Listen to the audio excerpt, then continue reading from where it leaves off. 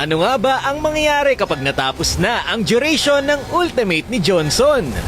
Oo, may limitasyon po ang tagal ng ultimate ni Johnson. Kaya lang sobrang tagal kaya hindi napapansin ng iba.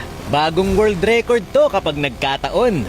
Tayo pa lang ang gagawa nito, kaya tingnan natin kung ilang oras ang aabuti natin para dito. Si Aljus kasi, kapag natapos ang duration ng ultimate, nagiging invisible. Ano naman kaya ang nangyayari kay Johnson?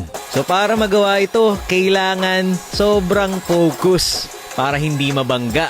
Kasi sobrang tagal talaga guys ng duration ng ultimate ni Johnson. And kung makikita nyo, nasa 3 minutes na ng game at konting-konti pa lang ang nababawas doon sa full duration ng ultimate niya. Kaya halos lahat ng clips na mapapanood nyo ay puro naka-fast forward.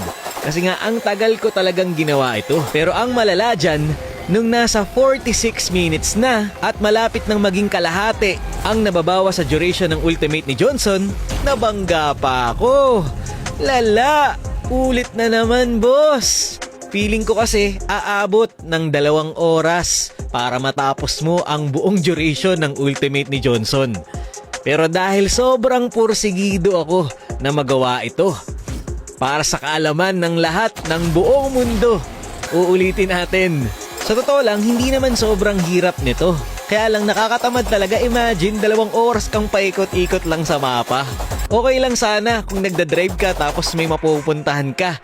Kaya lang dito, pabalik-balik ka. Parang yung ex mong pabalik-balik kang sinasaktan. Ang lalaban naman ng full tank ni Johnson. Dito, 2 oras na pero hindi pa rin tapos ang ultimate niya. Pero kung makikita nyo, malapit na namang matapos. At eto na, noong umabot ng 2 hours and 44 minutes. Kitang-kita nyo na malapit nang matapos ang ultimate ni Johnson. Tama nga ang nasa hula. Nasa 2 hours ang duration ng ultimate niya. At eto na sa wakas, mare-reveal na kung ano ang mangyayari kapag natapos mo ang duration ng ulti ni Johnson. Magiging inbi kaya siya? May special effects ba na mangyayari?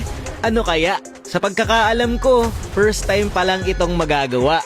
At eto na nga, kapag natapos ang duration ng ultimate ni Johnson, magtra-transform lang siya sa pagiging tao. Ayan, ulitin natin. Kung baga, walang pagsabog na magaganap. Ayan, nakaslow muna ako. At ayun, kusa lang na wala yung ultimate niya.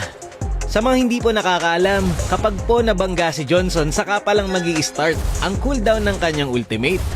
Pero ang nangyari dito, after 2 hours ng pagdadrive, may ultimate na ulit siya.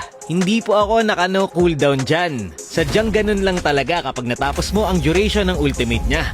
Pero yun nga, imposible pa rin itong magawa sa totoong game kasi 2 oras lang naman talaga ang tagal ng classic, rank, or custom. Pero isang misteryo na naman ang nabigyan natin ng kasagutan. Yun lamang for this video. Maraming salamat sa panonood and to God be the glory.